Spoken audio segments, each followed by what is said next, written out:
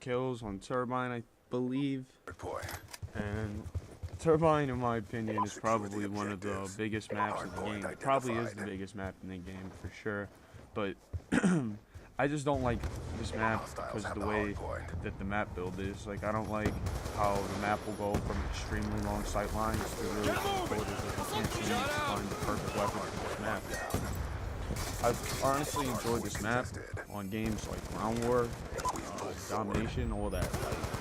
This is a map for more than 66. So, in my opinion, I don't want to see other maps like this in the Call of Duty series.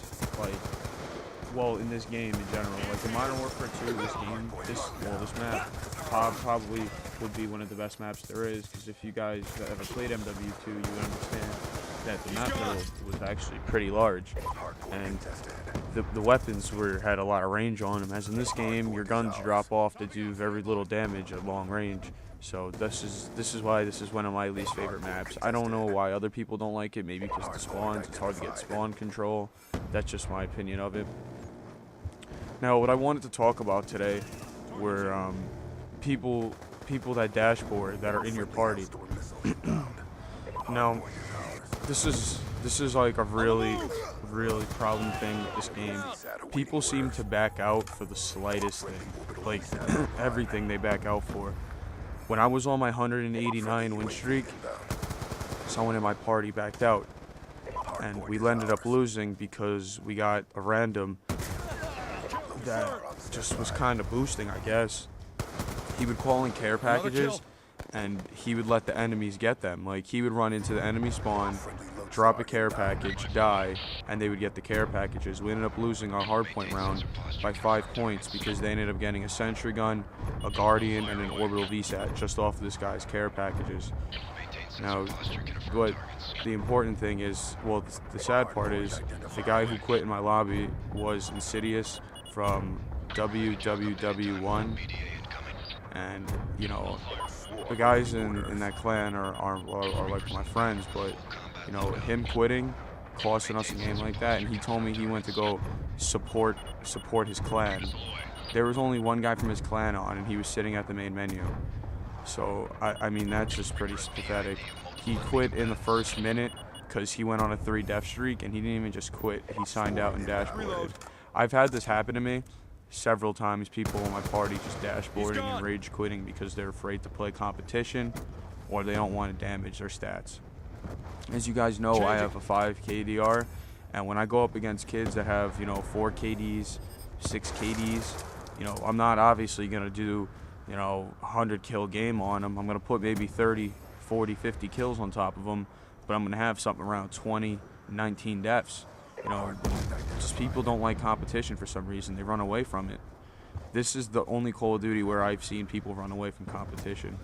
I think it might be because of the skill-based matchmaking. People don't like playing against people that are even to them, but I don't know what it is. Just that thing that just makes me the most angry is people that end up rage quitting that you're friends with or that you're in a party. And when they make all matters worse, the guy that quit, Insidious, he always complains about how people end up signing out and rage quitting there in his party as well. And look what he did. All because of a 3 death streak on Standoff. It was the map Standoff, and it was just ridiculous, man. It just baffles me why you would even want to play in a party if you know you're going to quit. I mean, there's countless games that I get into, even on, you know, the live games, like multiplayer. You'll go through someone's recent games, and all the recent games is 0, 0, 0, 0, meaning they rage quit their past 5 games. I've run into Prestige Masters that have like 3, 4 KDs, but 0.2 win losses. They've signed out, or they dashboarded their past 5 games. And afterwards, they send you messages trying to talk shit to you, saying how you're garbage and how you're a hacker and stuff. And I just sent a message saying, well, you got a fake KD. And they just don't reply after that. It's just beyond me why someone would quit mid-game or early game. If you're going to quit, sign out, dashboard, whatever you do, quit at the end of the game.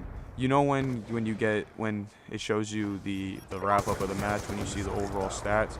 If you're going to sign out, please just sign out there. Don't waste my time and sign out mid-game, early game, where it's going to be 5v6, or we're going to get a random that has no thumbs and get us all killed.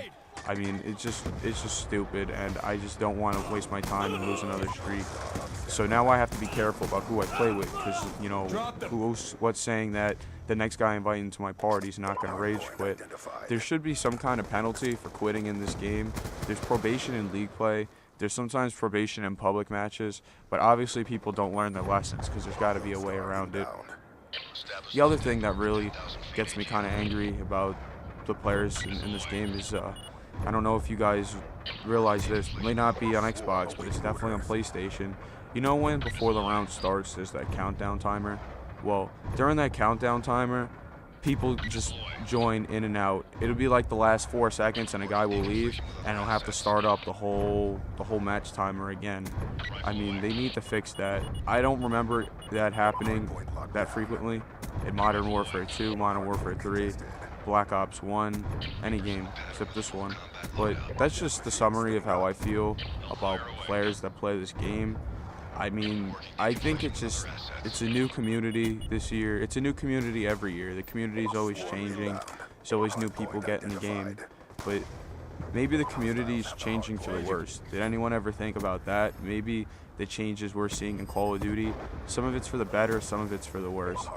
Like, MW3 was focused more on getting into gunfights the way the map build was.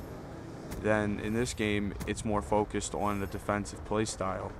And then you get into MW2, which is more of a rushing playstyle, and then you get into COD 4, which was you can do everything you want. You can use every class you want. Everything works so well. And it's just Black Ops 1. You could use anything you wanted in that game. It was just a great game overall. I didn't really like it, but it was just a good build. I don't know. Maybe the community just doesn't need to change. Maybe we should see, instead of a new COD every year, maybe they should do what Battlefield do. Maybe do 2 CODs. Maybe do 2 years in between each COD. So, you know, Call of Duty Ghost comes out. We play that for 2 years. Then Treyarch makes their game, or whoever makes the next game makes their game. And that's how I think it should go, so we get patches and whatnot. But this has been me just talking about how I feel about the community and the future of COD. And I hope you guys enjoy my 74-1 gameplay. Hope you enjoy.